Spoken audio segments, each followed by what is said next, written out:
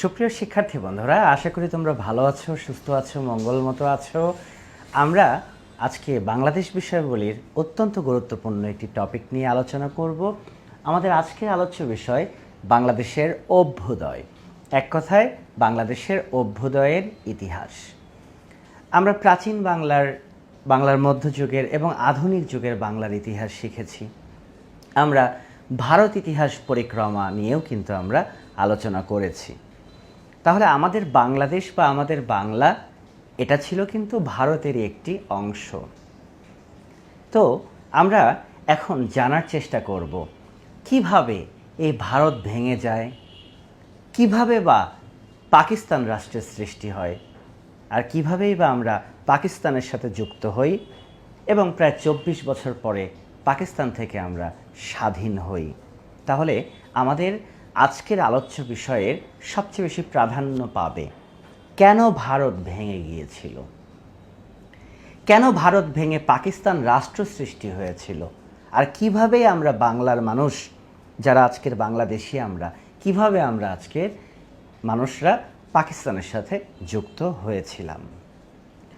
সুপ্রিয় শিক্ষার্থী বন্ধুরা, তোমরা ইতিপূর্বের আলোচনা থেকে জানো যে আমরা শত শত বছর হিন্দুরা এবং মুসলিমরা সৌহার্দ্যপূর্ণ অবস্থানে কিন্তু বসবাস করেছি আমরা এই ভারতে। কোনো জাতি বিভেদ ছিল না, কোনো দ্বন্দ্ব ছিল না, সংঘাত ছিল না, কোনো হানাহানি ছিল না।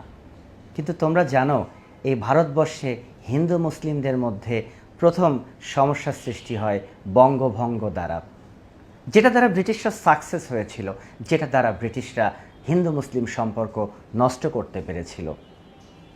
তোমরা জানো বঙ্গভঙ্গ রদ হয়ে যায় ১৯১১ সালে, আর বঙ্গভঙ্গ রদের পরে আমরা দেখেছি হিন্দু মুসলিমদের সম্পর্ক পুনঃ উন্নয়নের চেষ্টা করা হয়েছিল। তোমরা দেখেছ লখনৌ চুক্তি হয়েছে, তোমরা দেখেছ বেঙ্গল প্যাক্ট হয়েছে হিন্দু মুসলিম সম্পর্ক জোড়া লাগানোর জন্য, এবং জোড়া লেগেওছে অনেকটা। কিন্তু আমরা দেখেছি কংগ্রেস নেতা তিনি মুসলিমদের কিছু দাবি দেওয়া মেনে নিতে চাননি। কংগ্রেস নেতা যখন মুসলিমদের দাবি দেওয়া মেনে নিতে চায়নি, তখন কিন্তু আবার ফাটল সৃষ্টি হয়েছে, মুসলমানেরা বায়াস হয়েছে, তারা ডিপ্রাইভ হয়েছে, এবং তারা কিন্তু আবার হিন্দুদের সাথে তাদের একটি সম্পর্কের দূরত্ব সৃষ্টি হয়েছে। আর সেই সম্পর্কের দূরত্বের মধ্যে তাহলে আমাদের কিন্তু আগে ৪৭ সাল কেন এসেছিল সেটা আগে আমাদের জানতে হবে, তারপরে তো আমরা পাকিস্তানকে সামনের দিকে টেনে নিয়ে যাব। তোমরা ভালো করে জানো সুপ্রিয় শিক্ষার্থী বন্ধুরা, ১৯৩০ সাল নাগাদ ভারতের একজন কবি এবং দার্শনিক, যার নাম কিন্তু আমি বলেছি আল্লামা ইকবাল, আল্লামা ইকবাল সাহেব, তিনি প্রথম মুসলমানদের একটি ধারণা দেন বা একটি তত্ত্ব দেন যে মুসলমানদের জন্য এ ভারতে আলাদা ভূমি প্রয়োজন। এক কথায় মুসলমানদের জন্য আলাদা রাষ্ট্র প্রয়োজন। এই ধারণাটা কিন্তু কে দিয়েছেন? আল্লামা ইকবাল দিয়েছেন। এবং এই ধারণাটাকে ক্যাচ করেছেন মুসলিম লীগ নেতা। তোমরা ভালোভাবে জানো যে সময় মুসলিম লীগ নেতা ছিলেন, আমরা জানি কায়েদে আজম মোহাম্মদ আলী জিন্নাহ, তিনি ছিলেন কিন্তু মুসলিম লীগ নেতা। তাহলে আল্লামা ইকবাল একটা তত্ত্ব দিলেন, একটা ধারণা দিলেন যে মুসলমানদের জন্য ভারতে আলাদা আবাসভূমি প্রয়োজন, আলাদা রাষ্ট্র প্রয়োজন। কারণ যেহেতু কংগ্রেস নেতারা মুসলমানদের ছোট ছোট দাবি দেওয়াগুলো মেনে নিচ্ছে না, তাদেরকে বঞ্চিত করছে, এজন্যই মুসলমানদের জন্য আলাদা রাষ্ট্র দরকার, তাদের আর ভারতে থাকার দরকার নেই, তারা আলাদা রাষ্ট্র গঠন করবে। এই চিন্তাটা কে দিলেন? আমি বলেছি এই চিন্তাটা দিয়েছেন আল্লামা ইকবাল, এবং এই চিন্তাটাকে ধারণ করেছেন ভিতরে কে? মুসলিম লীগ নেতা কায়েদে আজম মোহাম্মদ আলী জিন্নাহ। কিন্তু সুপ্রিয় শিক্ষার্থী বন্ধুরা, আমি তোমাদের বলতে চাই, ঠিক আছে মুসলমান, তোমাদের ভারতে থাকতে হবে না, কিন্তু ভারতকে তো আগে স্বাধীন করতে হবে। তার কারণ আমাদের ভারত তো শত্রুর নাগপাশে আবদ্ধ, ভারত তো পরাধীনতার গ্লানিতে রয়েছে, কারণ ভারতকে দখল করে রেখেছে ব্রিটিশরা। তাহলে আগে ব্রিটিশদেরকে তো হটাতে হবে, তারপরে হিন্দু মুসলিম কি করবে, ভাগাভাগি করবে কিনা সেটা পরের কথা। আর এদিকে ব্রিটিশদের বিরুদ্ধে অসহযোগ আন্দোলন চলছে, যে আন্দোলনগুলো কিন্তু থেমে থাকেনি। তোমরা মাথায় রাখবে সুপ্রিয় শিক্ষার্থী বন্ধুরা, 1930 সাল নাগাদ আরেকটি ঘটনা আমরা দেখব। 1930 সাল নাগাদ চট্টগ্রামের পাহাড়তলী অঞ্চলে একটি ঘটনা ঘটেছিল, যেটাকে বলা হয় চট্টগ্রাম অস্ত্রাগার লুট। তোমরা নিশ্চিত মাস্টারদা সূর্য সেনের নাম জানো, যার উপাধি কিন্তু মাস্টারদা। উনি শিক্ষক ছিলেন, সবাই ওনাকে কি বলতেন? মাস্টারদা বলতেন, ঠিক আছে? তো মাস্টারদা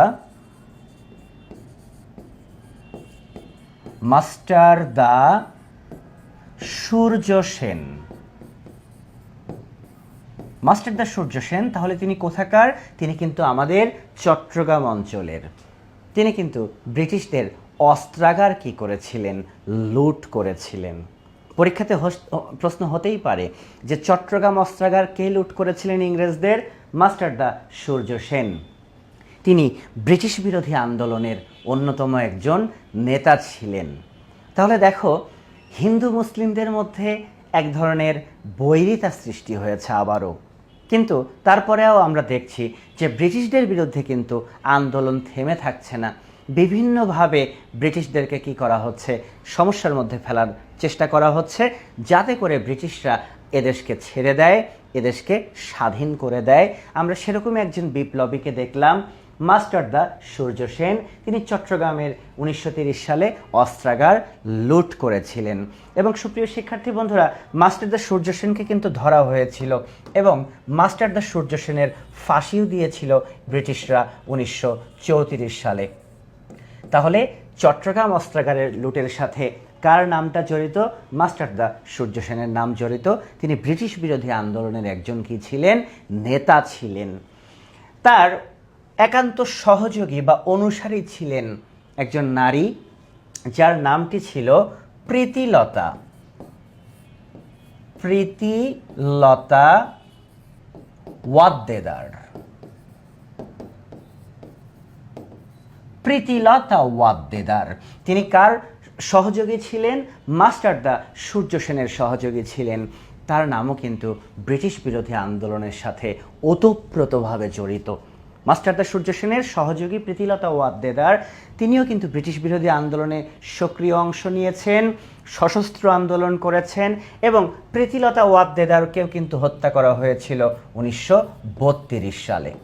তাহলে সুপ্রিয় শিক্ষার্থী বন্ধুরা, ব্রিটিশদেরকে নানান আন্দোলন, চাপের মুখে আমরা কিন্তু নিক্ষেপ করছি, কিন্তু দেখা যাচ্ছে ব্রিটিশরা কঠোর হস্তে এগুলো দমন করার চেষ্টা করছে। তোমরা দেখেছো মাস্টারদাকে ফাঁসি দিয়ে হত্যা করেছে, প্রীতিলতা ওয়াদ্দেদারকে কি করা হয়েছে? হত্যা করা হয়েছে। তাহলে ব্রিটিশদের বিরুদ্ধে যারাই আন্দোলন করছে, ব্রিটিশরা কিন্তু তাদেরকেই কি করছে? দমানোর চেষ্টা করছে। এরূপ পরিবেশ পরিস্থিতির মধ্যে সুপ্রিয় শিক্ষার্থী বন্ধুরা, আমরা লক্ষ্য করে দেখব 1935 সালে, সালটা কত বলেছি? 1935 সালে ব্রিটিশ পার্লামেন্টে একটি আইন পাশ হলো, যে আইনকে বলা হয় ভারত শাসন আইন। ভারত শাসন আইন। সুপ্রিয় শিক্ষার্থী বন্ধুরা, লক্ষ্য করে দেখো, একটি গল্প তোমাদেরকে বলার চেষ্টা করি। একটা সময় ব্রিটিশরা এদেশে এসে তারা কিন্তু হিন্দুদেরকে বেশি প্যাট্রোনাইজ করেছে, মুসলমানদেরকে কিন্তু দূরে সরিয়েছে। কিন্তু এখন একটা অবস্থা দাঁড়িয়েছে, যে অবস্থাতে দেখা যাচ্ছে হিন্দুরা বেশি বিপ্লব করছে, বিদ্রোহ করছে ব্রিটিশদের বিরুদ্ধে। ফলে ব্রিটিশরা কিন্তু এখন আবার একটু মুসলমানদেরকে টানার চেষ্টা করছে, মুসলমানদেরকে বিভিন্ন সুযোগ সুবিধা দিচ্ছে। তার প্রতিফলন আমরা দেখতে পাই 1935 সালের ভারত শাসন আইনে। বন্ধুরা, একটি তথ্য মনে রেখো, একবার 1919 সালেও কিন্তু ভারত শাসন আইন পাশ হয়েছিল। অর্থাৎ ভারতকে কিভাবে শাসন করা হবে তার একটা রূপরেখা তৈরি করা হয়েছিল। কিন্তু 1919 সালে ভারত শাসন আইনে জনগণের আশা আকাঙ্ক্ষার প্রতিফলন ঘটেনি, আর তাই তো ব্রিটিশরা 1935 সালে আবারও নতুন করে ভারত শাসন আইন প্রণয়ন করে। এখন আমাদের দেখবার বিষয় সুপ্রিয় শিক্ষার্থী বন্ধুরা, এই যে নতুন করে ভারত শাসন আইন যেটা প্রণয়ন হলো, এই ভারত শাসন আইনে আসলে কি কি ছিল সেটা আমরা একটু দেখব। এই ভারত শাসন আইনে ভারতকে কি কি দেওয়া হলো? ভারতীয়রা না এখন অনেক চালাক চতুর হয়ে গিয়েছে, কারণ রাজনীতি শিখেছে, কংগ্রেস রয়েছে, মুসলিম লীগ রয়েছে, ভারতীয়রা এখন রাজনীতি শিখে গিয়েছে, ভারতীয়রা এখন আন্দোলন শিখে গিয়েছে, কিভাবে আন্দোলন করে ইংরেজদের কাছ থেকে দাবি দেওয়া আদায় করা যায়, এটা কিন্তু আমরা ভারতীয়রা অনেকটাই রপ্ত করে ফেলেছি। তো 1935 সালে আবারও বলছি, ভারত শাসন আইন পাশ হলো ব্রিটিশ পার্লামেন্টে, এবং ভারত শাসন আইনে কিছু ধারাগুলো আমি তোমাদেরকে বলি, তোমরা মনে রেখো যে ধারাগুলো অত্যন্ত গুরুত্বপূর্ণ। ভারত শাসন আইনে বলা হলো এই ভারতে হবে যুক্তরাষ্ট্রীয় সরকার, যুক্তরাষ্ট্রীয় সরকার। এখন অনেকের কাছে মনে হতে পারে, অনেকে বলতে পারো স্যার যুক্তরাষ্ট্রীয় সরকার মানে কি মার্কিন যুক্তরাষ্ট্রের মতো সরকার? আসলে যুক্তরাষ্ট্রীয় সরকার তাকেই বলে যে সরকারের কেন্দ্রীয় শাসন থাকে, যে সরকারের কেন্দ্রীয় শাসন থাকে এবং যে সরকারের প্রাদেশিক শাসন থাকে। তোমরা আমাদের বর্তমান বাংলাদেশের প্রেক্ষাপটে দেখো, বাংলাদেশে কিন্তু এক কেন্দ্রিক সরকার, যুক্তরাষ্ট্রীয় সরকার না। যুক্তরাষ্ট্রীয় সরকার মানে যে সরকার ব্যবস্থায় দেশে একটা কেন্দ্রীয় শাসন থাকবে এবং দেশে যতগুলো প্রদেশ থাকবে সে প্রদেশগুলোতে প্রাদেশিক শাসনও থাকবে, এটাকে বলা হয় যুক্তরাষ্ট্রীয় সরকার। কিন্তু আমাদের বর্তমান বাংলাদেশ কিন্তু এক কেন্দ্রিক সরকার, বাংলাদেশে কিন্তু কোনো কি নেই, কোনো প্রদেশ নেই, এক কেন্দ্রিক সরকার। তাহলে আশা করি যুক্তরাষ্ট্রীয় সরকার বুঝতে পেরেছো, যে সরকার ব্যবস্থায় কেন্দ্রীয় শাসনও থাকবে, যে সরকার ব্যবস্থায় প্রাদেশিক শাসনও থাকবে, সেটাই যুক্তরাষ্ট্রীয় সরকার। তাহলে ভারত শাসন আইনে 1935 সালে যুক্তরাষ্ট্রীয় সরকারের কথা বলা হলো, তার মানে ভারতে হবে যুক্তরাষ্ট্রীয় সরকার। সুপ্রিয় শিক্ষার্থী বন্ধুরা, আরেকটি গুরুত্বপূর্ণ পয়েন্ট ভারত শাসন আইনে ছিল, সে পয়েন্টে বলা হলো প্রাদেশিক স্বায়ত্তশাসন। প্রাদেশিক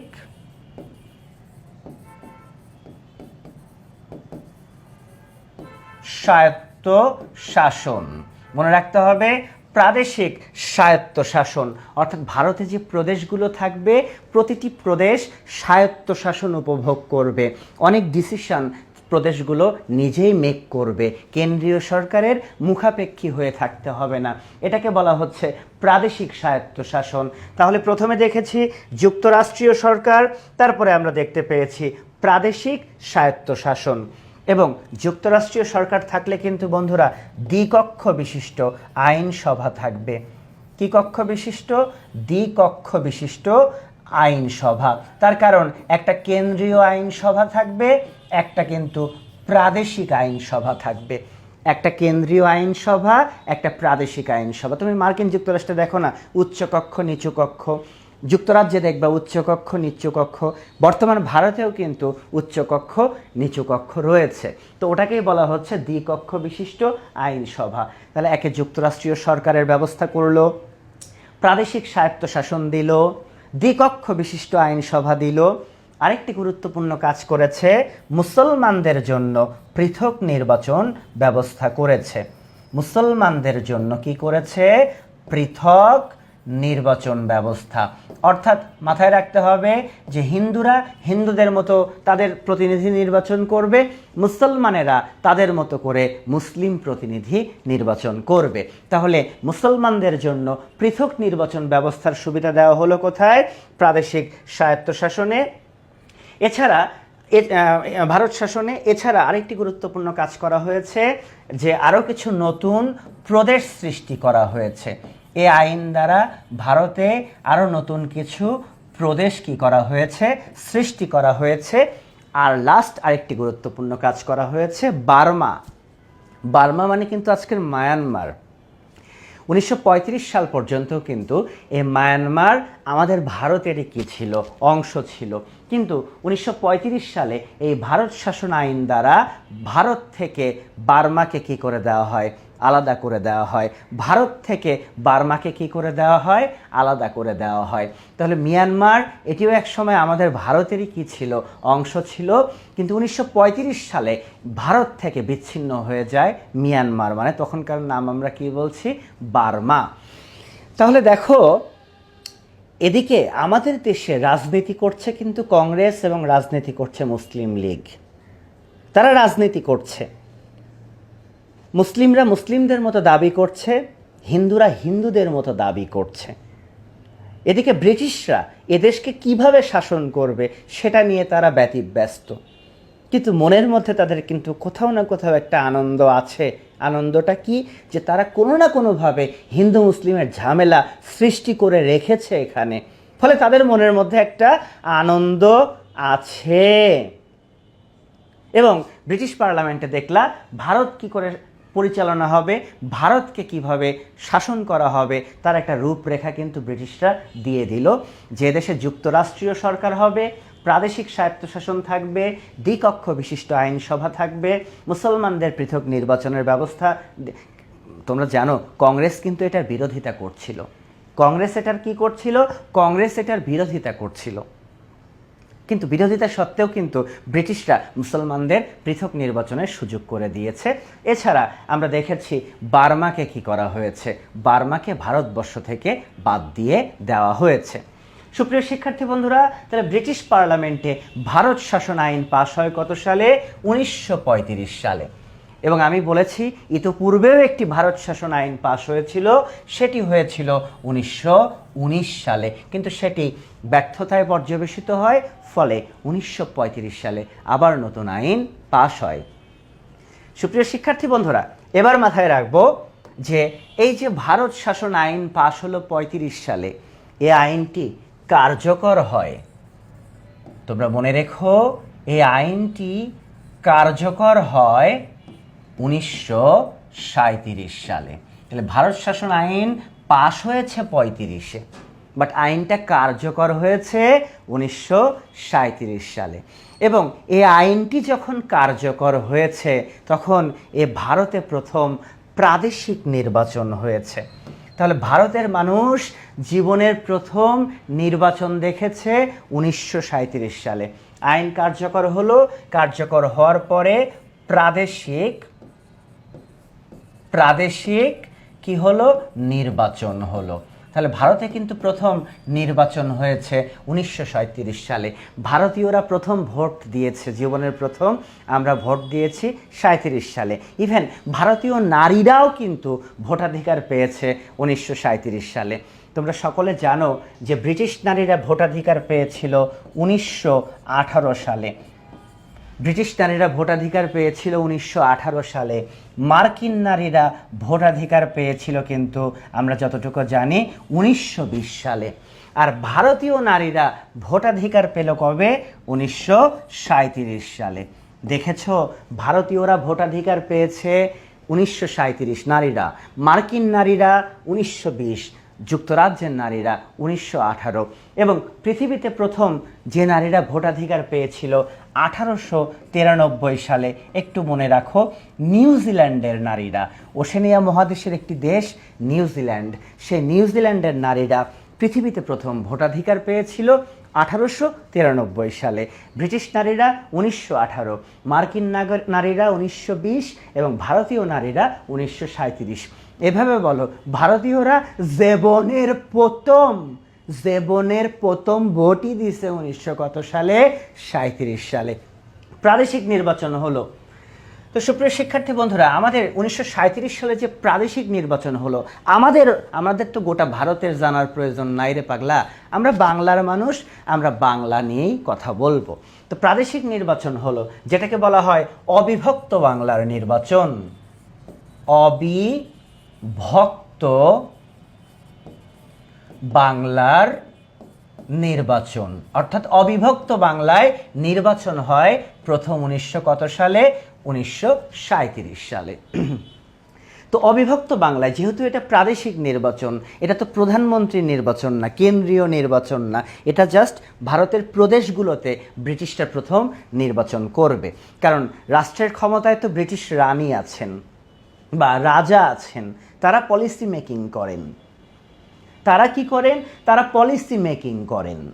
আর প্রদেশগুলোতে প্রাদেশিক নির্বাচন হবে, আর প্রাদেশিক নির্বাচনে আমরাই করব, আমরা ভারতীয়রাই করব। এখানে কিন্তু ব্রিটিশরা নির্বাচন করবে না। হয়তো আমাদের যদি জাতীয় নির্বাচন করতে পারে ব্রিটিশরা, জাতীয় নির্বাচনে প্রধানমন্ত্রী হয়তো বা ব্রিটিশদের মধ্য থেকে কেউ হতে পারেন। কারণ যতই প্রধানমন্ত্রী বা যেই হোক না কেন, রাজা বা রানী তো পলিসি মেকিং করেন, তারা তো সকল সিদ্ধান্ত দেন। তাহলে আমরা দেখতে পাচ্ছি যে প্রাদেশিক নির্বাচন হলো অবিভক্ত বাংলায় প্রথম নির্বাচন হলো 1937 সালে। এই নির্বাচনে প্রতিদ্বন্দ্বিতা করলো মূলত 3টি দল। আরও ছোট বড় থাকলেও মূল দল কয়টা ছিল? 3টা। সেই 3টি দল কি কি? আসো একটু দেখার চেষ্টা করি। 1 নম্বরে আমি বলবো ভারতীয় কংগ্রেস। ভারতীয় কংগ্রেস প্রতিদ্বন্দ্বিতা করলো মুসলিম লীগ, নিখিল ভারত মুসলিম লীগ। এবং আরেকটি দল প্রতিদ্বন্দ্বিতা করলো, সে দলটি হচ্ছে শেরেবাংলা একে ফজলুল হকের কৃষক প্রজা পার্টি। কৃষক প্রজা পার্টি। তাহলে 1937 সালে অবিভক্ত বাংলাতে যে নির্বাচনটা হলো, প্রাদেশিক নির্বাচনটা হলো, ব্রিটিশরা নির্বাচন করে দিল।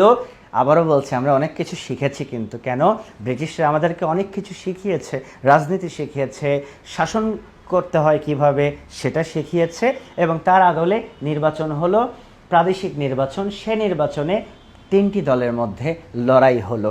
কিন্তু সমস্যা কি হলো জানো? একক সংখ্যাগরিষ্ঠতা কোনো দল অর্জন করতে পারল না।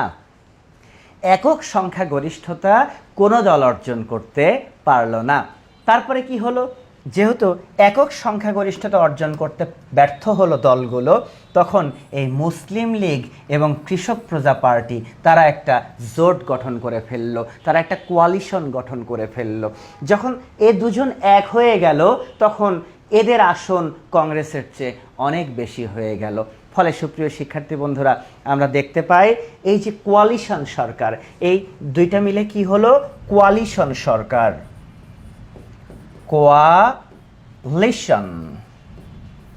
কোয়ালিশন সরকার গঠন হলো। এবং আমরা মাথায় রাখবো সুপ্রিয় শিক্ষার্থী বন্ধুরা, যে মুসলিম লীগ এবং কৃষক প্রজা পার্টি মিলে যে কোয়ালিশন সরকার গঠন হলো, ফলে আমরা দেখতে পাচ্ছি আমাদের অবিভক্ত বাংলায় যে প্রাদেশিক নির্বাচন হলো, এই নির্বাচনে কৃষক প্রজা পার্টি এবং মুসলিম লীগ তারা যৌথভাবে সরকার গঠন করলো। কংগ্রেস কিন্তু সরকার গঠনে কি হলো? ব্যর্থ হলো। এবং এই কোয়ালিশন সরকারের মুখ্যমন্ত্রী, কারণ প্রদেশগুলোতে যারা প্রধান দায়িত্ব পালন করেন তাদেরকে বলা হয় মুখ্যমন্ত্রী। তো এই কোয়ালিশন সরকারের তোমরা মনে রাখবা মুখ্যমন্ত্রী হলেন শেরেবাংলা একে ফজলুল হক। ফজলুল হক। তাহলে কোয়ালিশন সরকারের প্রথম মুখ্যমন্ত্রী হলেন, বা অবিভক্ত বাংলার প্রথম মুখ্যমন্ত্রী হলেন শেরেবাংলা একে ফজলুল হক। অসাধারণ। তাহলে আমাদের যে অবিভক্ত বাংলা ছিল, এই অবিভক্ত বাংলায় প্রথম প্রাদেশিক নির্বাচনটা হয় 1937 সালে। দেখতে পেয়েছো? 1900 কত সালে? 37 সালে। আর সে নির্বাচনে এ প্রদেশে কোয়ালিশন সরকার গঠন করে মুসলিম লীগ এবং কৃষক প্রজা পার্টি মিলে, এবং এ সরকারের মুখ্যমন্ত্রী হন কৃষক প্রজা পার্টির একে ফজলুল হক। বুঝতে পেরেছ? শেরেবাংলা একে ফজলুল হক অবিভক্ত বাংলার প্রথম মুখ্যমন্ত্রী। এবং তোমরা মনে রেখো, ফজলুল হক সাহেব 1937 সাল থেকে 1943 সাল পর্যন্ত তিনি কিন্তু প্রায় 6 বছরের মতো সময় এই অবিভক্ত বাংলার মুখ্যমন্ত্রী ছিলেন। বুঝতে পেরেছ? তাহলে প্রাদেশিক নির্বাচনে মুখ্যমন্ত্রী হলেন একে ফজলুল হক। সব ঠিক আছে। ছেলেরা, সন্তানেরা যখন কান্নাকাটি করে তাদেরকে খেলনা, তাদেরকে চকলেট এগুলো দিয়ে ভুলিয়ে রাখা হয় যে বাবা কেঁদো না, খেলো, চকলেট খাও, গেমস খেলো, ইত্যাদি ইত্যাদি।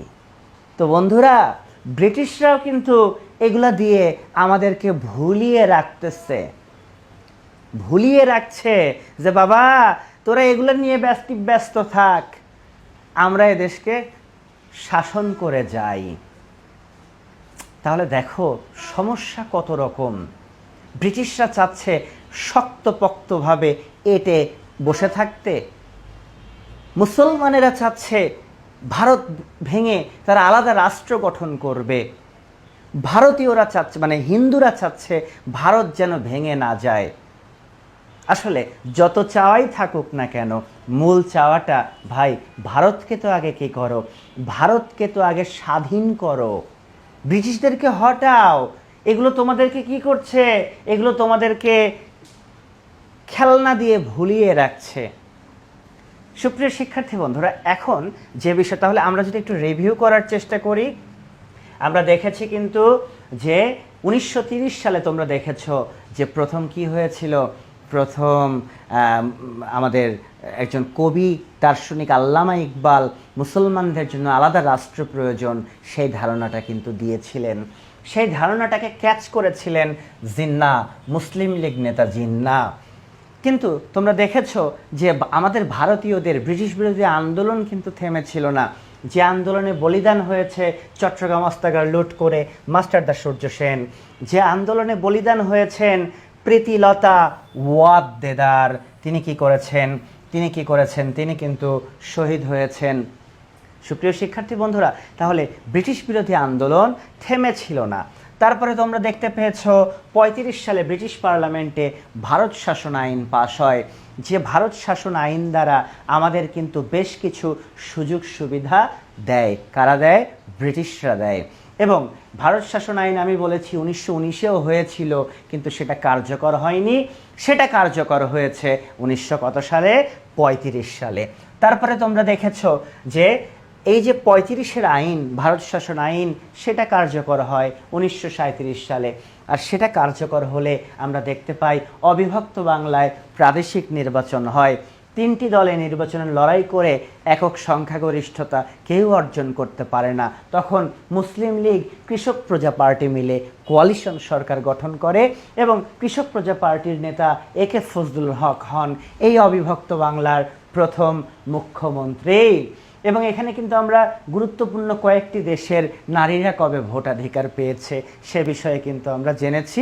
এবং আমি বলেছি ফজলুল হক সাহেব 1937 থেকে 1943 পর্যন্ত কিন্তু অবিভক্ত বাংলার মুখ্যমন্ত্রী ছিলেন।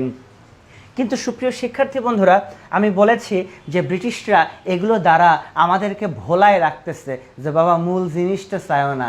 আর মূল জিনিসটা কি? মূল জিনিসটা কিন্তু ভারতের স্বাধীনতা। ভারতকে আগে কি করতে হবে? স্বাধীন করতে হবে। তারপরে হিন্দুরা মুসলিমরা তোমরা কি করবা সেটা তোমাদের পরের কথা, কিন্তু আগে ব্রিটিশদেরকে তো কি করো? হটাও। 1940 সাল ভারতের পাঞ্জাব যে প্রদেশটি ছিল, মানে এখন কিন্তু পাঞ্জাব পাকিস্তানে, তো এই পাঞ্জাবের লাহোরে একটি সম্মেলন বসে গেল। এই লাহোরে কি বসে গেল? সম্মেলন বসে গেল। রাজনৈতিক দলগুলোর একটি কি বসে গেল? সম্মেলন বসে গেল। কোথায় বসলো? লাহোরে। এই যে লাহোরে সম্মেলন বসেছে, সেই সম্মেলন থেকে আমরা দেখতে পেলাম 22 মার্চ সালটা ছিল, আমরা বলবো যে 1940।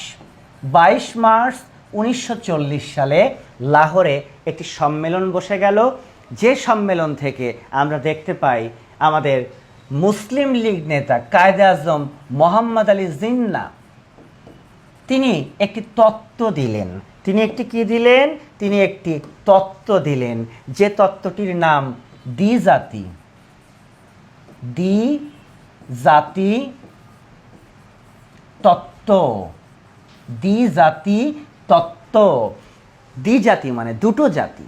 জিন্নাহ দ্বিজাতি তত্ত্ব দ্বারা যেটা বোঝালেন যে হিন্দুরা একটা জাতি, মুসলমানেরা আর একটা জাতি, হিন্দুরা একটা জাতি, মুসলমানেরা আর একটা জাতি, আর এই আলাদা জাতির জন্য আসলে আলাদা রাষ্ট্রের প্রয়োজন। তার মানে বন্ধুরা বোঝাই যাচ্ছে মুসলমানেরা ভবিষ্যতে মনে হয় না আর ভারতে থাকবে। আশা করি ইনশাল্লাহ একদিন ভারত স্বাধীন হবে, কিন্তু আমাদের মনের মধ্যে এখন সংশয়, আদৌ কি মুসলমানেরা ভারতে থাকবে? মনে হয় তো থাকবে না। থাকবে না বলেই দেখো মোহাম্মদ আলী জিন্নাহ 1940 সালের 22 মার্চ তিনি লাহোরে দ্বিজাতি তত্ত্ব পেশ করলেন। তিনি বোঝালেন যে হিন্দুরা একটা জাতি, মুসলমানেরা আরেকটা জাতি, আর তার অর্থ এ দু জাতির জন্য আলাদা রাষ্ট্রের প্রয়োজন, এ দু জাতির জন্য আলাদা ভূমির প্রয়োজন। এখন অনেকে আমাকে বলতে পারো, স্যার আমরা তো বিভিন্ন বইতে পড়ি দ্বিজাতি তত্ত্ব তো 1939। আসলে সুপ্রিয় শিক্ষার্থী বন্ধুরা, আমিও তোমাদের মতো একটা সময় জানতাম দ্বিজাতি তত্ত্ব 1939, এবং আমাকে একটা ভাইবা বোর্ডে অনেক পণ্ডিত একজন শিক্ষক, বাংলাদেশের একজন প্রখ্যাত ইতিহাসবিদ, তিনি আমাকে প্রশ্নটি করেছিলেন দ্বিজাতি তত্ত্বের সাল। আমি বলেছিলাম স্যার 1939। উনি বলেছিলেন এক চর মারবো তোমাকে। আমি আর কিছু ভয়ে বললাম না। বাইরে এসে আমি বন্ধুদের সাথে আলোচনা করছিলাম যে এত বড় ইতিহাসবিদ প্রশ্ন করেছে দ্বিজাতি তত্ত্বের সাল কত। আমি ঠিকই বললাম 1939। উনি বললেন এক চর মারব। অবজ্ঞা করলাম, কিন্তু আসলে বড় বড় বই পুস্তক পড়ে দেখলাম 1939 সালটা ভুল, সঠিক সাল 1940। এটা আমার ভুল ছিল। তাহলে আমরা বলতে পারি দ্বিজাতি তত্ত্ব পেশ করেছেন কে? টু ন্যাশন থিওরি, ইংলিশে বলছি টু ন্যাশন থিওরি। দ্বিজাতি তত্ত্ব উত্থাপন করেছেন কায়েদে আজম মোহাম্মদ আলী জিন্নাহ। বুঝতে পেরেছ? কায়েদে আজম মোহাম্মদ আলী জিন্নাহ। তাহলে দ্বিজাতি তত্ত্ব দ্বারা পৃথক দুটো জাতি কিন্তু বোঝানো হলো। এবং ঠিক তার পরের দিন, সুপ্রিয় শিক্ষার্থী বন্ধুরা, ঠিক তার পরের দিন 23 মার্চ সালটা ছিল 1940 সাল। ঠিক তার পরের দিন 23 মার্চ 1940 সালে শেরে বাংলা একে ফজলুল হক, দেখো উনি কিন্তু মুখ্যমন্ত্রী, উনি মুখ্যমন্ত্রী না, উনি মুখ্যমন্ত্রী, উনি কিন্তু কৃষক প্রজা পার্টি করতেন, কিন্তু পরবর্তীতে শেরে বাংলা একে ফজলুল হকও কিন্তু মুসলিম লীগে যোগদান করেন। এই মুখ্যমন্ত্রী শেরে বাংলা তিনিও মুসলিম লীগে কি করেন? যোগদান করেন।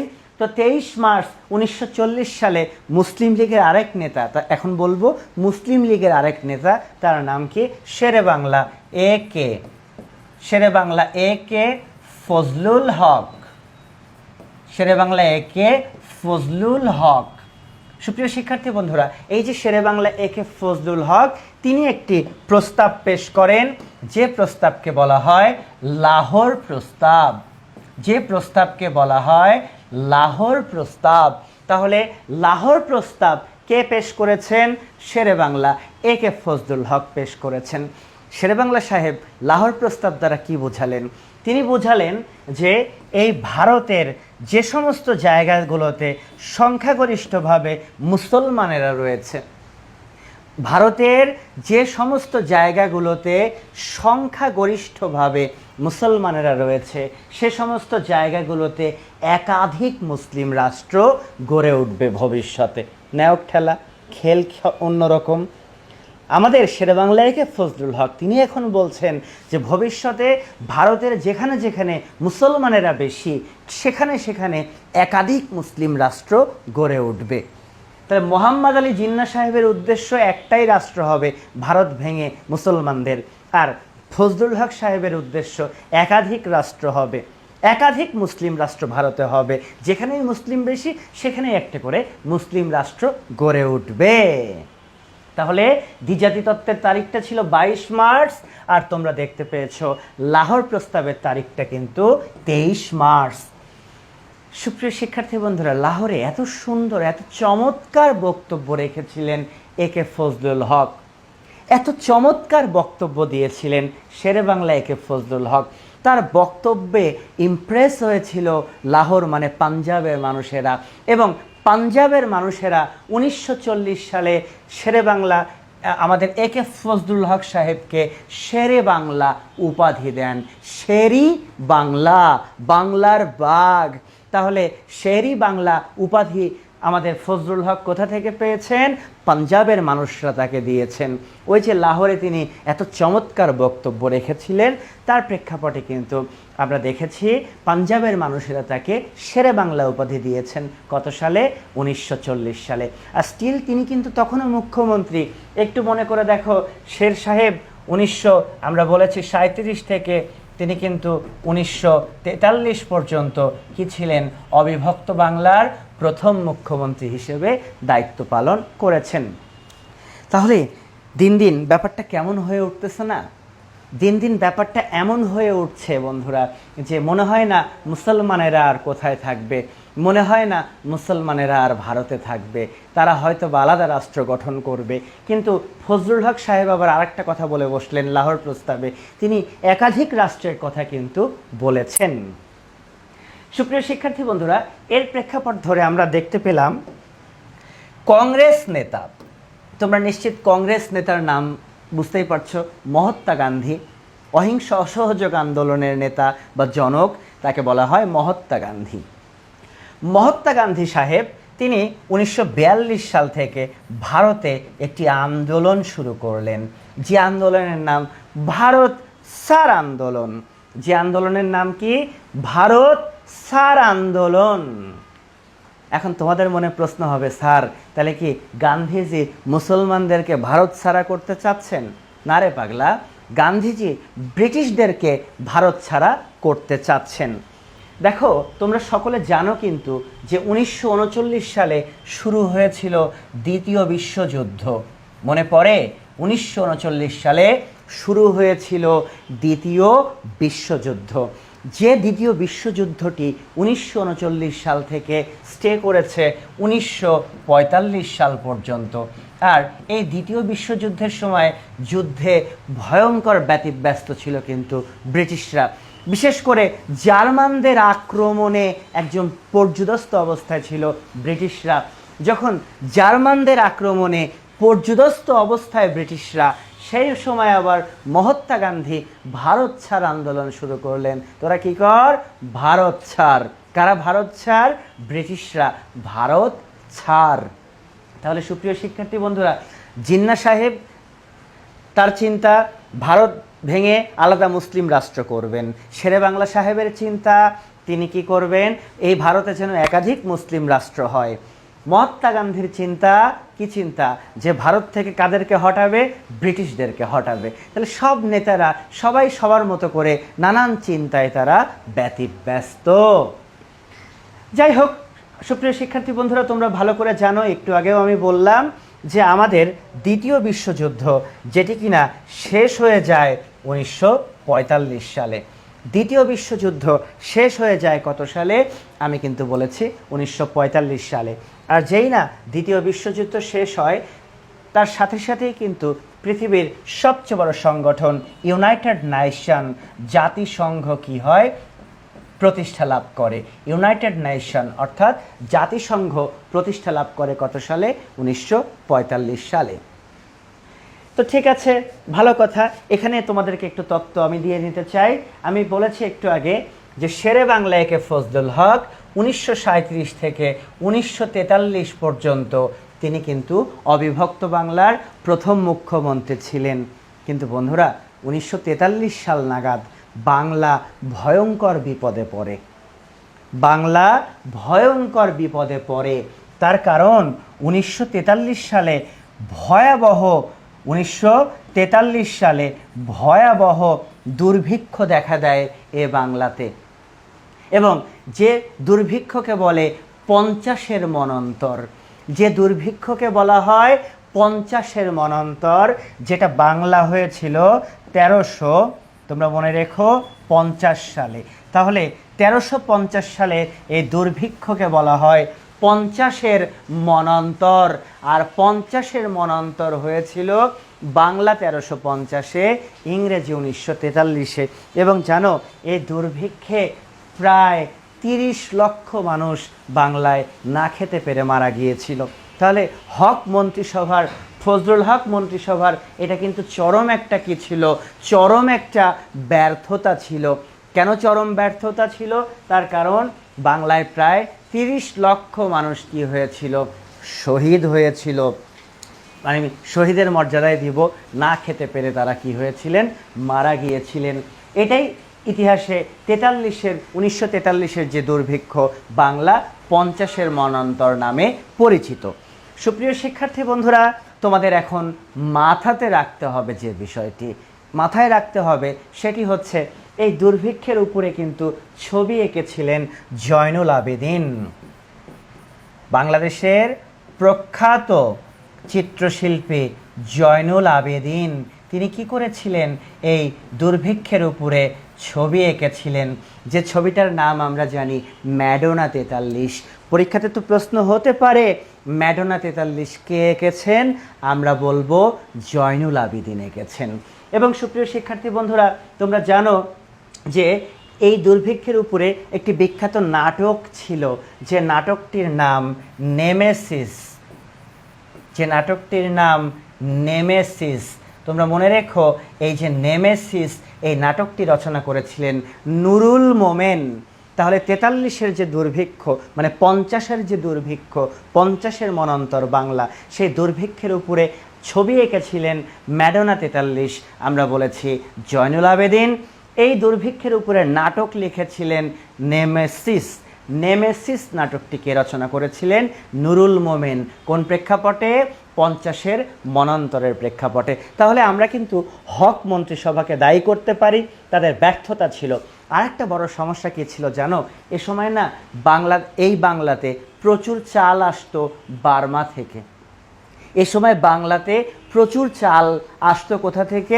বার্মা থেকে। কিন্তু এই বার্মা তখন দ্বিতীয় বিশ্বযুদ্ধ যেহেতু চলছিল, বার্মা তখন জাপানের দখলে চলে গিয়েছিল। আর জাপান কাদের বিরুদ্ধে যুদ্ধ করছিল?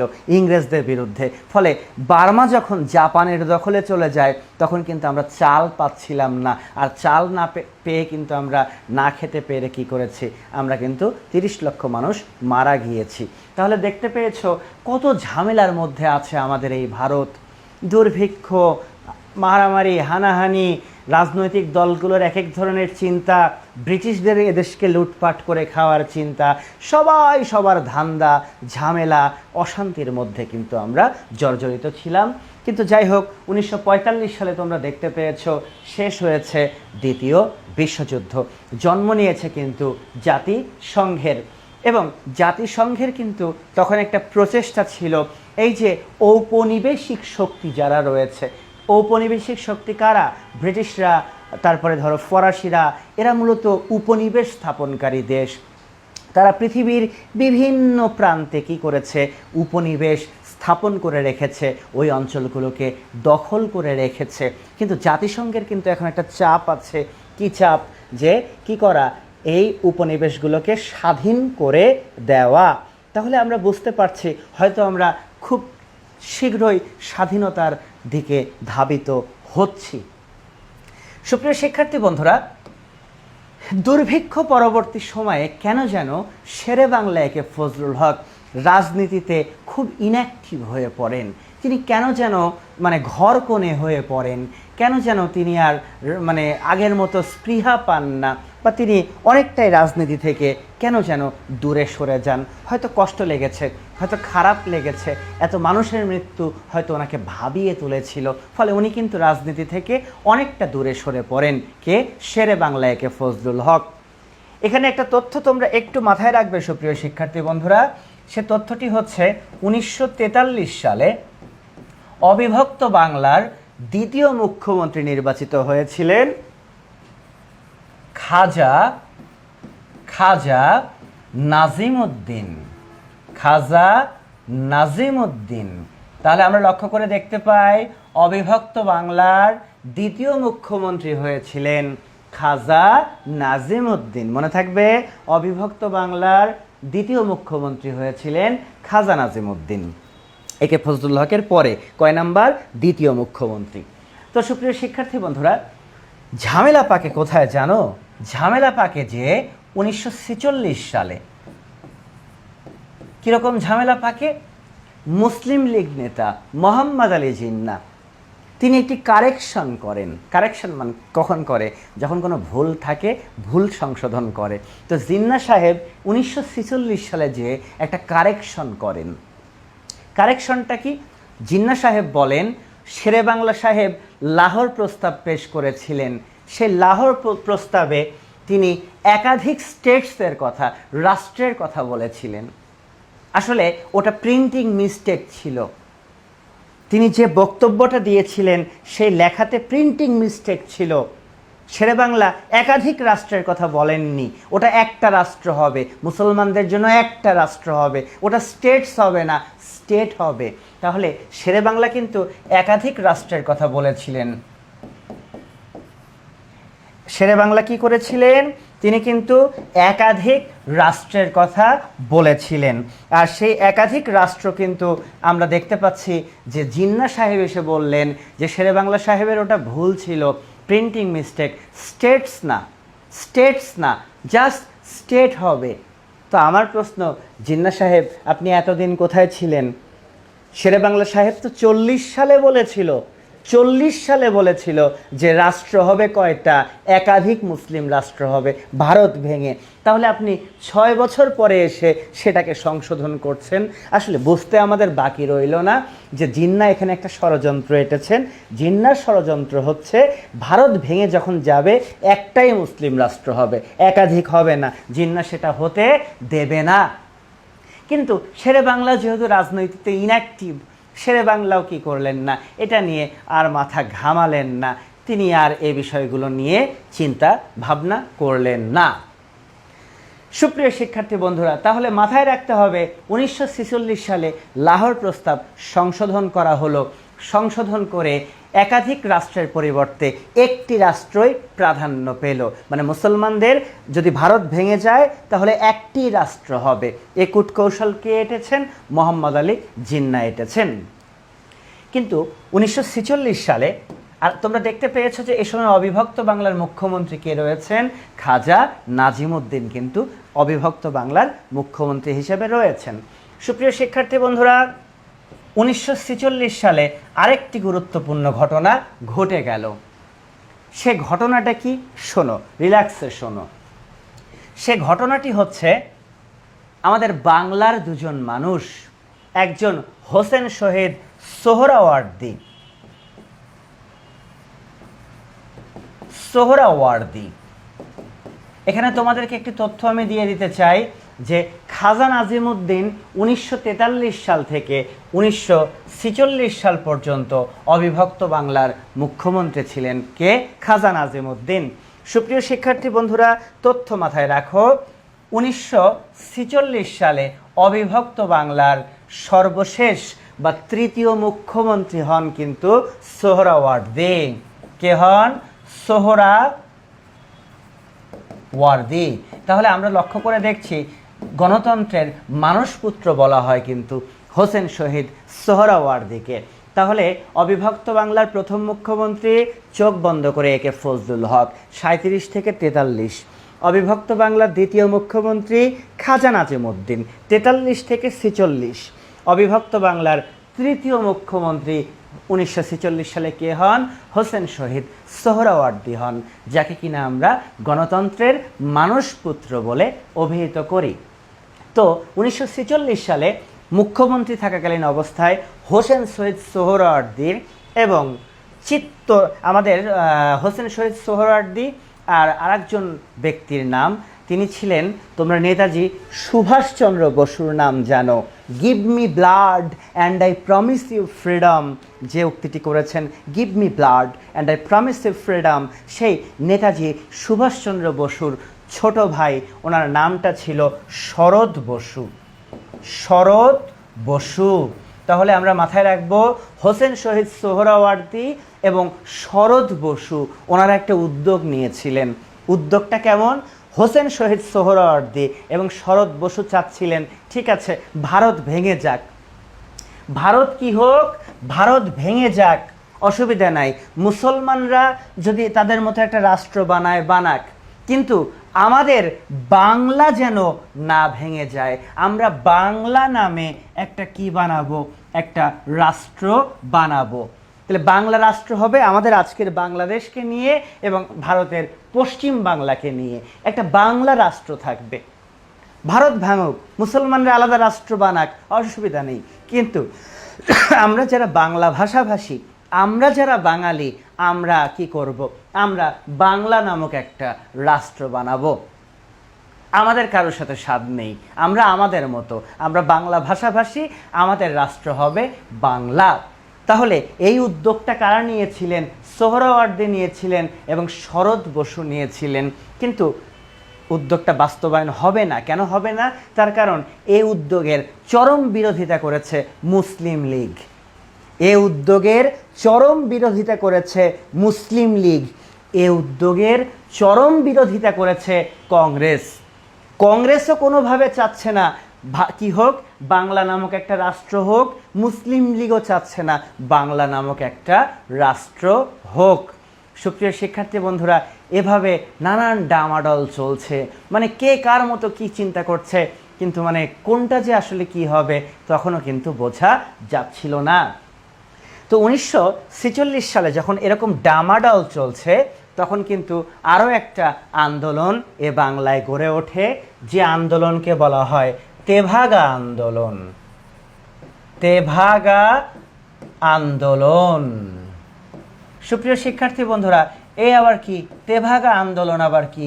এই আন্দোলন বাংলায় হচ্ছিল কি সেটা মূলত মনে রেখো। তেভাগা আন্দোলন বাংলায় হয়েছে 1946 সাল থেকে। 1946 সাল থেকে 1947 সাল পর্যন্ত মূলত বাংলায় তেভাগা আন্দোলন হয়েছে। আসলে এ সময় তেভাগা আন্দোলন বেসিক্যালি একটা কৃষক আন্দোলন। মনে রেখো, এটা সাধারণভাবে বলতে গেলে একটা কি আন্দোলন, আমি যদি একটু লিখে রাখি, এটা মূলত একটা কৃষক আন্দোলন। এটা মূলত একটা কি আন্দোলন আমরা বলবো? এই তেভাগা আন্দোলন বেসিক্যালি এটা একটা কৃষক আন্দোলন। কি হয়েছিল দেখো বন্ধুরা, কেন এটা কৃষক আন্দোলন? কারণ এ সময় আমাদের কৃষকেরা ছিলেন ভূমিহীন। ভূমিহীন, মনে রেখো, এ সময় আমাদের কৃষকদের কিন্তু কোনো জমি ছিল না। তারা মূলত জমিদারদের জমি নিয়ে কি করত? চাষ করত।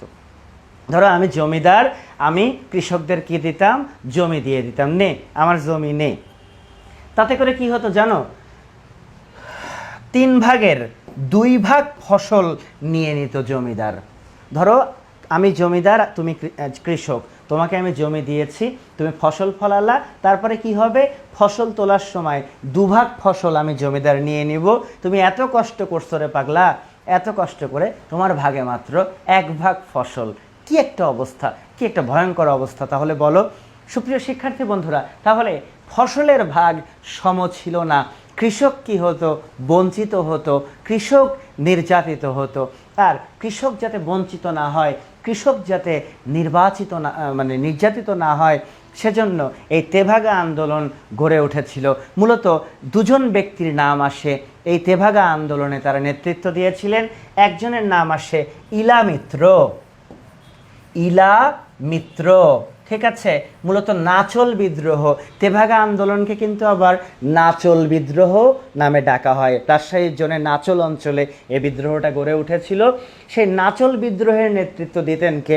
ইলা মিত্র, একজন মহিলা কিন্তু। হ্যাঁ, তেভাগা আন্দোলনের নেত্রী ছিলেন একজন মহিলা, ইলা মিত্র। তিনি কৃষকের ন্যায্য পাওনা বুঝতেন। তেভাগা, তেভাগা দ্বারা বোঝানো হচ্ছে ফসলের সমান ভাগ, তেভাগা।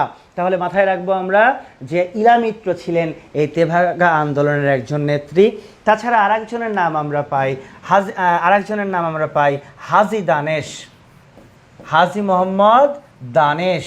সেই হাজী মোহাম্মদ দানেশ তিনিও ছিলেন কিন্তু এই তেভাগা আন্দোলনের নেতা।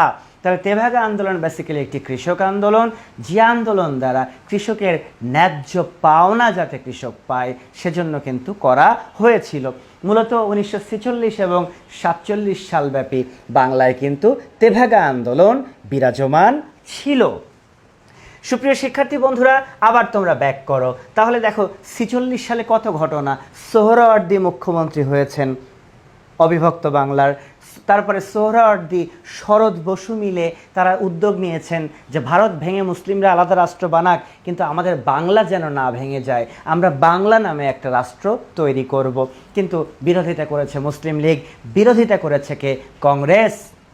এবং 46 সালে আমরা দেখেছি আমাদের বাংলায় গড়ে উঠেছে তেভাগা আন্দোলন, যেটি মূলত একটি কৃষক আন্দোলন। এভাবে চলে আসলো 1947 সাল। ব্রিটিশদের মাথার উপরে ভীষণ চাপ, একদিকে ভারতীয়রা আন্দোলন করছে, একদিক দিয়ে জাতিসংঘের চাপ রয়েছে, নানান চাপে জর্জরিত ব্রিটিশরা।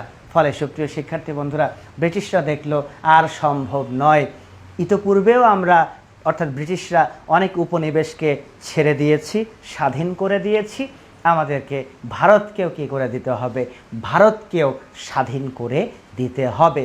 আর সম্ভব না, বহুত হয়েছে, 190 বছর চুষে খেয়েছি, আর চুষবো না, চোষা শেষ, ভারতকে কী করে দিব?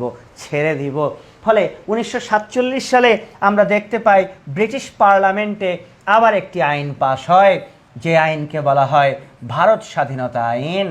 ভারত স্বাধীনতা আইন, আমরা মাথায় রাখবো, ভারত স্বাধীনতা আইন। এটি ব্রিটিশ পার্লামেন্টে পাশ হলো কত সালে? 47 সালে। এবং ভারত স্বাধীনতা আইন পাশ হবার পরে ব্রিটিশরা শেষ ভাইসরয়, রানীর প্রেরিত দূতকেই তো বলে ভাইসরয়, শেষ ভাইসরয় হিসেবে পাঠালেন লর্ড মাউন্টব্যাটেনকে। লর্ড মাউন্টব্যাটেনকে পাঠালেন শেষ ভাইসরয়। তাহলে ব্রিটিশ ভারতের সর্বশেষ ভাইসরয় এসেছিলেন কে? Lord Mountbatten.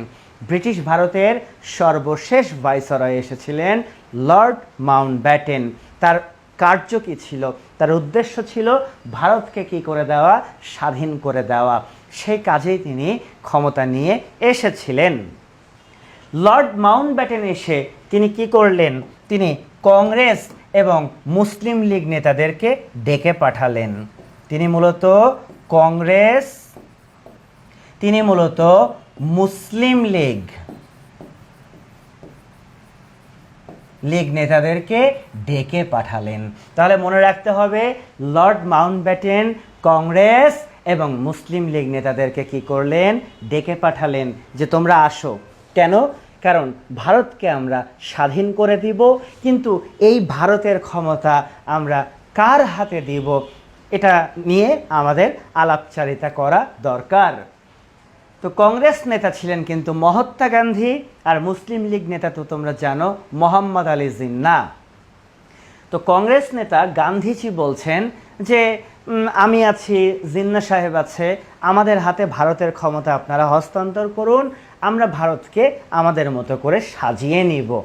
কিন্তু সেখানে জিন্নাহ সাহেব ঘোরতর বিরোধিতা শুরু করলেন। জিন্নাহ সাহেব বললেন মাউন্টব্যাটেনকে যে মাউন্টব্যাটেন সাহেব, আমরা ভারতে থাকবো না। কেন? বলে আমরা মুসলমানরা ভারতে থাকবো না, আপনি আমাদের জন্য আলাদা রাষ্ট্র দেবেন। এইবার তাহলে ওই যে আল্লামা ইকবালের তত্ত্ব বাস্তবায়ন করবে জিন্নাহ।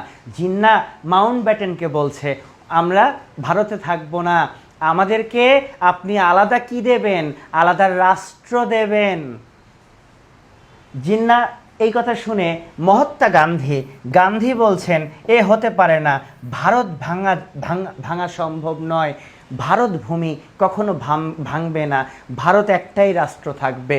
কিন্তু জিন্নাহর কথা না, আমরা মুসলমানেরা ভারতে থাকবো না। তাহলে গান্ধী বলছে ভারত ভাঙবে না, কিন্তু জিন্নাহ বলছে ভারতে থাকবে না। এই যে থাকবো না, এই যে গোল টেবিল বৈঠকে যে বাকবিতণ্ডা চলছে, এই বাকবিতণ্ডা সমগ্র দেশে একটা দাঙ্গা হাঙ্গামার সৃষ্টি করে। সুপ্রিয় শিক্ষার্থী বন্ধুরা, এ সময় আসলে ভারতে ব্যাপক হিন্দু মুসলিমদের মধ্যে কি হয়? দাঙ্গা হাঙ্গামা হয়, এবং সে দাঙ্গা হাঙ্গামায় অনেক হিন্দু মুসলিম কিন্তু কি হয়? এই যে দাঙ্গা হাঙ্গামা হয়, সেই দাঙ্গা হাঙ্গামায় অনেক হিন্দু মুসলিম কিন্তু প্রাণ হারায়। এবং ব্রিটিশরা তখন মাউন্টব্যাটেন বলে ঠিক আছে, ওকে রিল্যাক্স, থামো তোমরা। কেন? কারণ মুসলমানদেরকে জন্য আমি কি দিব, আলাদা রাষ্ট্র দিয়ে যাব। তাহলে শত প্রচেষ্টা করেও গান্ধীজি কি করতে পারেননি, তিনি কিন্তু ভারত ভেঙে যাওয়া আটকাতে পারেননি। কারণ মাউন্টব্যাটেন ঘোষণা দিলেন মুসলমানদের জন্য তিনি কি দিবেন, আলাদা রাষ্ট্র দেবেন। সুপ্রিয় শিক্ষার্থী বন্ধুরা, যে কথা সেই কাজ। কীরকম আমরা দেখতে পেলাম, মাউন্টব্যাটেন একটা সুযোগ করে দিলেন যে কোন কোন প্রদেশ কার সাথে যাবা, ভারতের সাথে যাবা না পাকিস্তানের সাথে যাবা, তোমরা ডিসাইড করো, তোমরা কি করো, ডিসাইড করো। তাহলে যখন দেখা গেল ভারতের যে সমস্ত স্থানীয় রাজারা ছিলেন তারা সিদ্ধান্ত নিতে থাকলেন যে পাকিস্তানে যাবে না ভারতের সাথে যাবে, না কেউ স্বাধীন থাকবে তার মতো, এটা সম্পূর্ণ নিজেদের ব্যাপার। তো যাই হোক, সে ব্যাপার নিয়ে মাথা না ঘামিয়ে আমরা যেটা দেখব সেটা হচ্ছে, সুপ্রিয় শিক্ষার্থী বন্ধুরা, দুটো অংশ মিলে, কয়টা অংশ মিলে, দুটো অংশ মিলে আমরা দেখতে পেলাম সৃষ্টি হলো একটি রাষ্ট্র, যে রাষ্ট্রটাকে বলা হচ্ছে পাকিস্তান। যে রাষ্ট্রের মাঝখানে ছিল ভারত, যে রাষ্ট্রের মাঝখানে থাকলো ভারত, পাকিস্তানের দুটো অংশ, একটা ছিল সুপ্রিয় শিক্ষার্থী বন্ধুরা পশ্চিম পাকিস্তান, একটা ছিল পশ্চিম পাকিস্তান, আর একটা হলো পূর্ব পাকিস্তান। তাহলে পৃথিবীর বুকে একটা বৈচিত্র্যময়, আমরা মাথায় রাখবো, পৃথিবীর বুকে একটা বৈচিত্র্যময় রাষ্ট্রের জন্ম হলো, আর সে বৈচিত্র্যময় রাষ্ট্রটা হলো কিন্তু সুপ্রিয় শিক্ষার্থী বন্ধুরা আমরা বলবো পাকিস্তান। যে পাকিস্তানের দুটো অংশ, একটা পশ্চিম একটা পূর্ব, মাঝখানে বৃহৎ একটি রাষ্ট্র থেকে গেল, যে রাষ্ট্রটাকে বলা হচ্ছে ভারত। এটা কেন এমন হলো আমি বলবো, এটা হওয়ার পিছনে দুটো কারণ রয়েছে। একটি কারণ হচ্ছে যেহেতু মুসলমানেরা থাকতে চাচ্ছে না ভারতে, ঠিক আছে। আরেকটি কারণ জিন্নার একটা কূটকৌশল। আসলে জিন্না কূটকৌশলী না হলে তাহলে শেরে বাংলা সাহেব বলেছিল না যে একাধিক রাষ্ট্র হবে, তাহলে এটা একটা মুসলিম রাষ্ট্র হতো, এটা আলাদা মুসলিম রাষ্ট্র হতো, ঠিক আছে, এত কষ্টই হতো না। 47 সালেই একটা বাংলা নামক মুসলিম রাষ্ট্র হয়তো বা হয়ে যেত। হতে দেয়নি কে, কায়েদে আজম মোহাম্মদ আলী জিন্না। তিনি খুব কৌশলে, তিনি খুব কৌশলে তিনি কি করলেন, একটা পিকিউলিয়ার রাষ্ট্রের জন্ম দিলেন। আর ইংরেজরাও মহামাল, তারাও চাইলো এ অঞ্চলে ঝামেলা থাকুক। এ অঞ্চলে ঝামেলা না থাকলে কি হবে জানো, এই ভারত পাকিস্তান সোভিয়েত ইউনিয়নপন্থী হয়ে যাবে, সমাজতন্ত্রপন্থী হয়ে যাবে। ফলে ব্রিটিশরা তো প্রচুর মেধাবী, প্রচুর মনে করো ক্রিটিক্যাল, তারা এটাই চাইলো এই ভারতে ঝামেলা থেকে যাক, তারা ঝামেলা নিয়েই ব্যস্ত থাকবে, তারা সমাজতন্ত্রের দিকে, তারা সোভিয়েত ইউনিয়নের দিকে যেতে যাতে না পারে। কারণ তোমরা জানো সে সময় কিন্তু মার্কিন যুক্তরাষ্ট্রপন্থীদের সাথে সোভিয়েত ইউনিয়নপন্থীদের কিন্তু কোল্ড ওয়ার চলছিল, স্নায়ুযুদ্ধ চলছিল, সমাজতন্ত্র পুঁজিবাদকে কেন্দ্র করে। তাহলে এই ভারত পাকিস্তান যেন সোভিয়েতপন্থী না হতে পারে, সেজন্যই কিন্তু আসলে এ ধরনের ঝামেলা ব্রিটিশদেররা করলো। কারণ ব্রিটিশরা চাইলেই এই ঝামেলাগুলো না করে আরও সুন্দর সমাধান করতে পারতেন লর্ড মাউন্টব্যাটেন।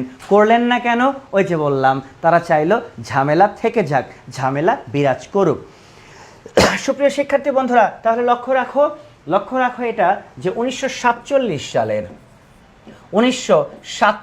সালের 14ই অগাস্ট আমার জন্মদিনের দিন। হ্যাঁ, 1947 সালের 14ই অগাস্ট আত্মপ্রকাশ করলো পাকিস্তান নামক রাষ্ট্র। তার অর্থ ভারত ভেঙে গেল এবং ঠিক তার পরের দিন স্বাধীন হলো, 15ই অগাস্ট স্বাধীন হলো ভারত। তাহলে পাকিস্তানের জাতির জনক মোহাম্মদ আলী জিন্না এবং ভারতের জাতির জনক কিন্তু মহাত্মা গান্ধী। তাহলে অনেকে বলা হয় 47 সালে কি হয়েছিল, অনেকে বলে 47 সালে নাকি ভারত পাকিস্তানের জন্ম হয়েছিল। এভাবে বললে ভুল হবে। কিভাবে বলতে হবে, তোমাদের বলতে হবে 47 সালে ভারত ভেঙে পাকিস্তান রাষ্ট্রের জন্ম হয়। কারণ ভারত তো একটা রাষ্ট্র ছিল, সে রাষ্ট্র ভেঙে পাকিস্তান রাষ্ট্রের জন্ম হয়। আর পাকিস্তান এবং ভারত উভয়ই স্বাধীন হয়। কিন্তু একটা ঘটনা ঘটে, সে ঘটনা হচ্ছে এই একটা বাংলা পাকিস্তানের মধ্যে চলে যায়, আর একটা বাংলা কিন্তু কি হয়, আর একটা বাংলা ভারতের মধ্যে চলে যায়। একটা বাংলা পাকিস্তানে আসে আর একটা বাংলা কোথায় যায়? ভারতে। এই যে অবিভক্ত বাংলা ছিল, যে বাংলার হাজার হাজার বছরের ইতিহাস ছিল, সেটা কিন্তু বিনষ্ট হয়ে গেল, কারণ একটা বাংলা পাকিস্তানে চলে গেল আর একটা বাংলা কোথায় চলে গেল? ভারতে। আবারও বলি, পাকিস্তানের জাতির জনক মোহাম্মদ আলী জিন্নাহ, ভারতের জাতির জনক মহাত্মা গান্ধী। তো আমরা ভারতকে এখন কি করব সুপ্রিয় শিক্ষার্থী বন্ধুরা? ছেড়ে দিব। তার কারণ আমরা এখন ভারত না, আমরা এখন হয়ে গেলাম, আমরা আজ থেকে হয়ে গেলাম পাকিস্তান। আমরা এখন থেকে বলবো পাকিস্তান জিন্দাবাদ। আমাদের জাতির জনক, জাতির পিতাকে আমরা বলবো আমাদের জাতির পিতা কায়েদে আজম মোহাম্মদ আলী জিন্নাহ। আমরা বলবো আমাদের জাতির পিতা কায়েদে আজম মোহাম্মদ আলী জিন্নাহ। এবং আমরা দেখেছি যে আমরা স্বাধীন হয়েছি কিন্তু 1947 সালের 14ই অগাস্ট। সুপ্রিয় শিক্ষার্থী বন্ধুরা, পাকিস্তান রাষ্ট্র সৃষ্টি হলো। পাকিস্তান রাষ্ট্র সৃষ্টির পরে আমরা গুরুত্বপূর্ণ কয়েকটি পদ দেখতে পেলাম। গুরুত্বপূর্ণ পদের মধ্যে রাষ্ট্রের সবচেয়ে বড় পদে ছিলেন গভর্নর জেনারেল। Governor general. তখন রাষ্ট্রপতি পদ আসলে ছিল না। যতদিন না পাকিস্তান তার সংবিধান প্রণয়ন করতে পারবে, ততদিন পাকিস্তানের রাষ্ট্রপতি পদ থাকবে না। সবচেয়ে বড় পদ হবে গভর্নর জেনারেল। এবং স্বাধীন পাকিস্তানের প্রথম গভর্নর জেনারেল হয়েছিলেন কিন্তু মোহাম্মদ আলী জিন্নাহ।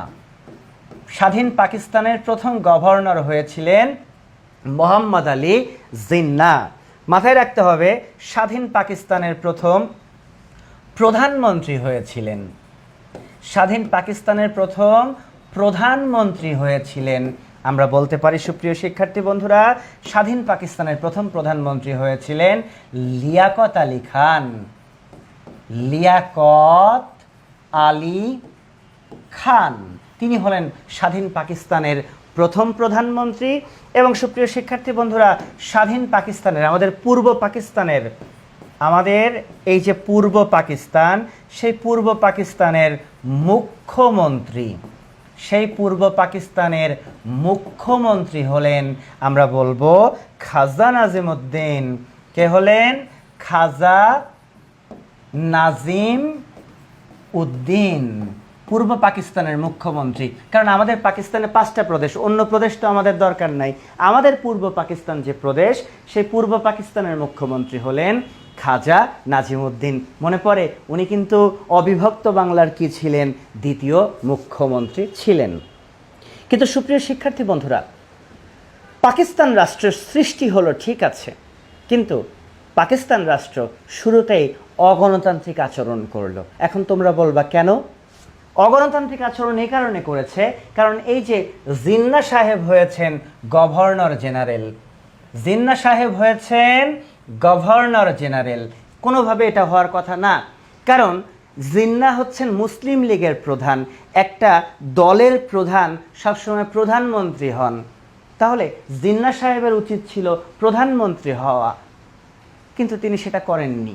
তিনি না করে মনে করেছে গভর্নর জেনারেল বড় পদ, তিনি গভর্নর জেনারেল পদে বসেছেন। আর প্রধানমন্ত্রী হয়েছে মুসলিম লীগের এক নেতা লিয়াকত আলী খান। এতে করে কি হয়েছে জানো?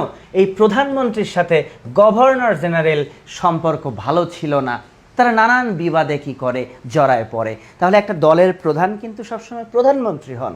তাহলে আমাদের জিন্নাহর উচিত ছিল প্রধানমন্ত্রী হওয়া, তা না হয়ে তিনি হলেন গভর্নর জেনারেল। এই কাজটা উনি ঠিক করেননি। আর এই যে পূর্ব পাকিস্তানের মুখ্যমন্ত্রী করা হয়েছে খাজা নাজিম উদ্দিনকে, এটাও গণতান্ত্রিক না।